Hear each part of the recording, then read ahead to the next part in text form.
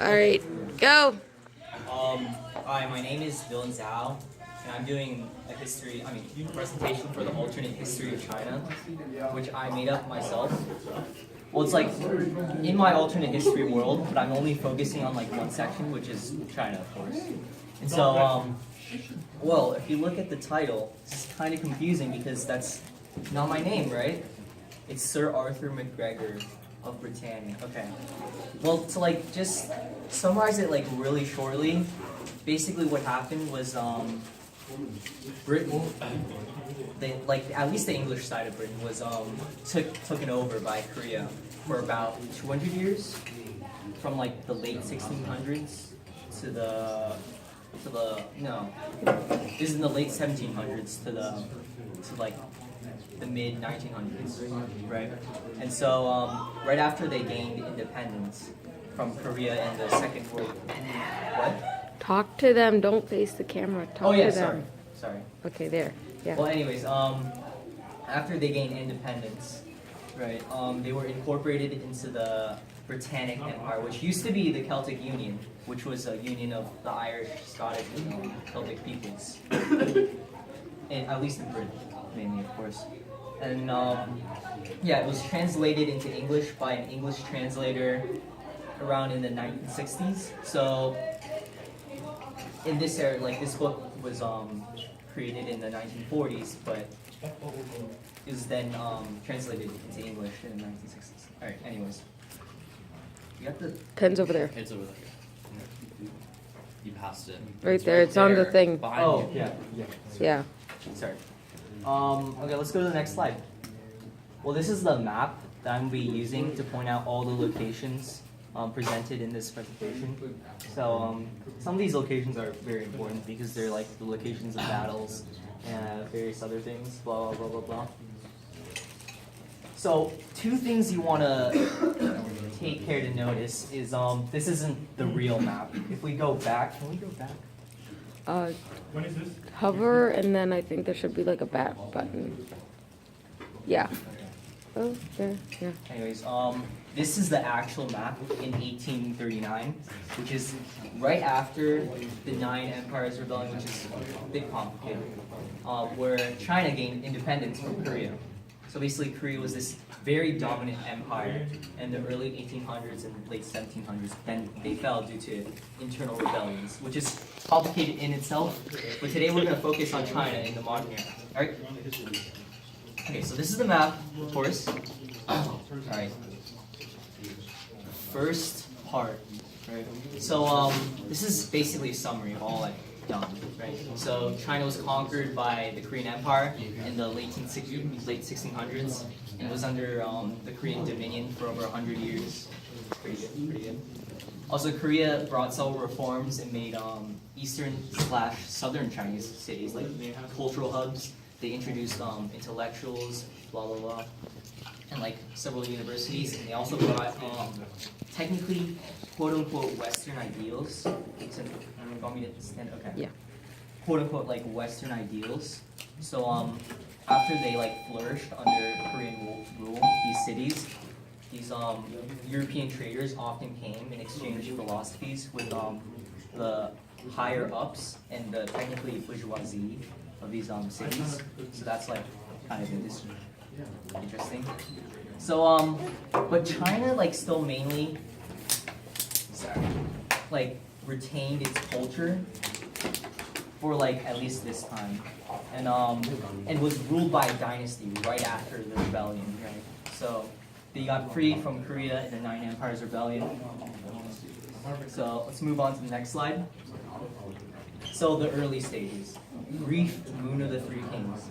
So what the Moon of the Three Kings is a fight between technically three kings, but it was actually between two. So so at the end of the Nine Empires Rebellion, which is the Rebellion of Independence from Korea, China split into three parts. One in Sichuan, which is like a big and populous province, but by itself it's like nothing, right? And then the southern part was ruled by the Liang dynasty, and I made up that name, Kang Shi Hong. Oh no. Yeah. Alright. Anyways, Kang Shi Hong ruled the Han Dynasty, which ruled the northern part of China. And eventually, the war was kind of brief, but eventually the Han Dynasty won. Because, if you read it, the war was fought over the course of 2 years, with many dying on both sides, and the famous general Hui Yi dying in the war, which is, okay. Yeah, he was the famous Chinese general who won, a bunch of battles against Korea, which is really amazing. But he died tragically in the war. But eventually, through a series of crucial defeats in approximately this province right here, and western Shandong, which is here, right? The Han Dynasty were able, to cross the Yangtze River and take Changsha, which is about right here, right? And basically take the battle in their favor, and they won the war, right? And so this is the establishment of the Han Dynasty. And if you look, this is the casualties of the war. This isn't too much by other standards. I mean, 400,000 people is a lot of people dead, but yeah. And these are two stock images because it helps adds to the flavor. But they aren't real people. So I mean, they aren't real people in this history though, right? So second period. 1838 through 1855, which is basically the era where the Han Dynasty ruled, which is about that amount of time. So although the 2-year war was short, it caused significant divides in China. So remember when I said there were intellectuals and very liberal ideas coming through in the southern and eastern cities, right? So the side who lost, they held most of those cities.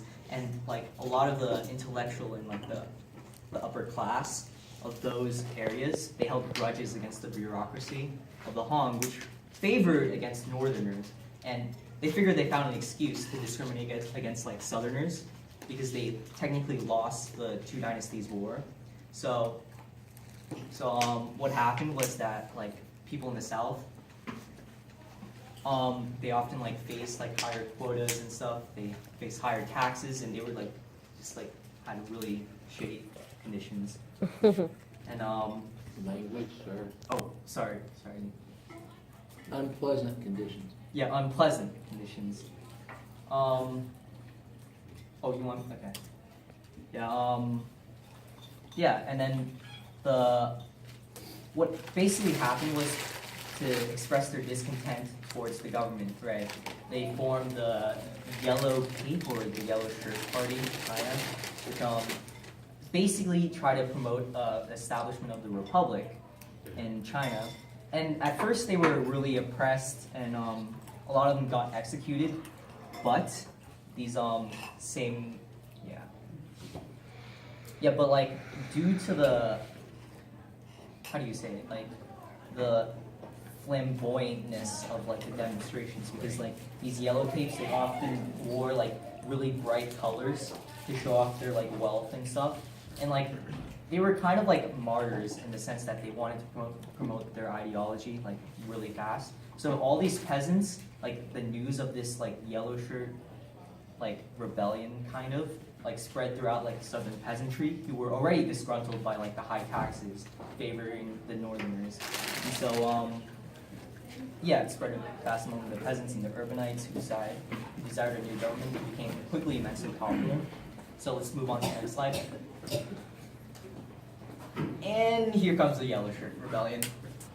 And so basically in 1855, the Han Dynasty was really fed up. And they wanted to stop this uprising once and for all.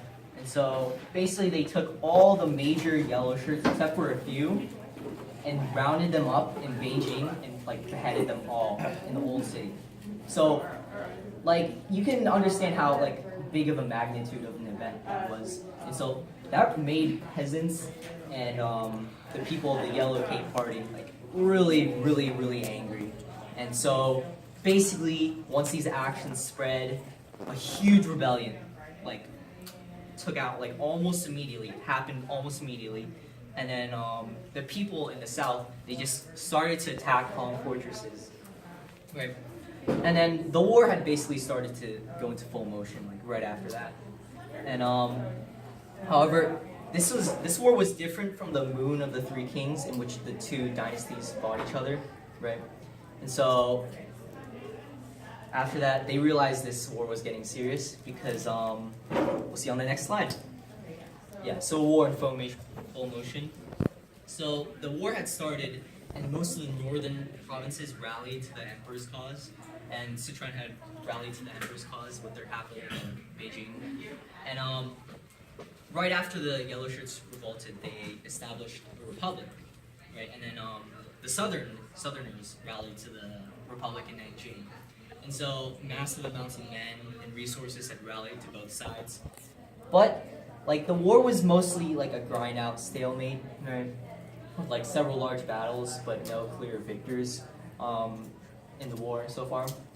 But the crucial battle was when it seemed over, right?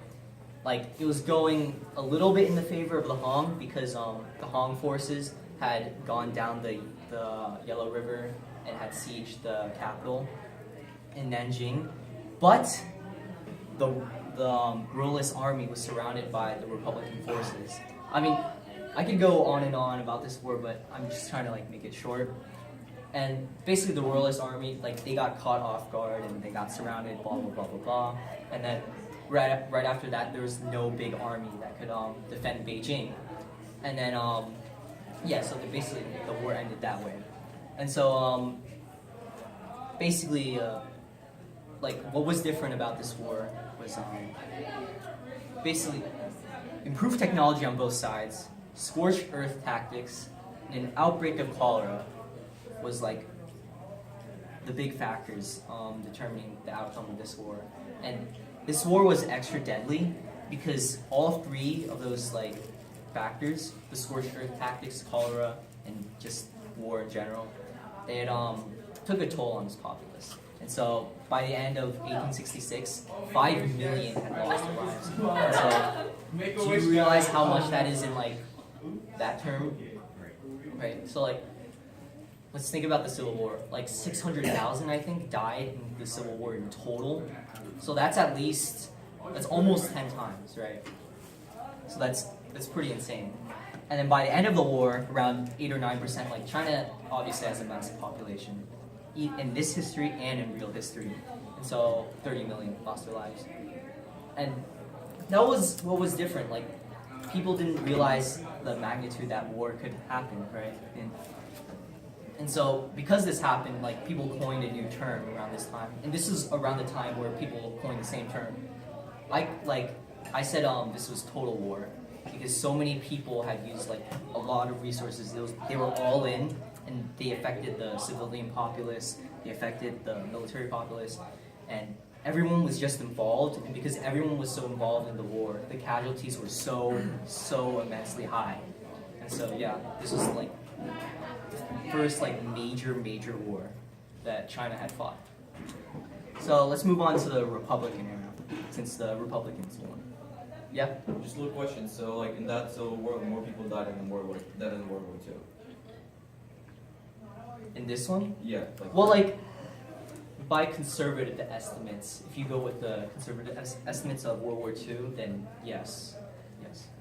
But like many people argue that, I argue that a lot of people, like 60 million, died in World War II, and because of Russia and China, blah blah blah blah.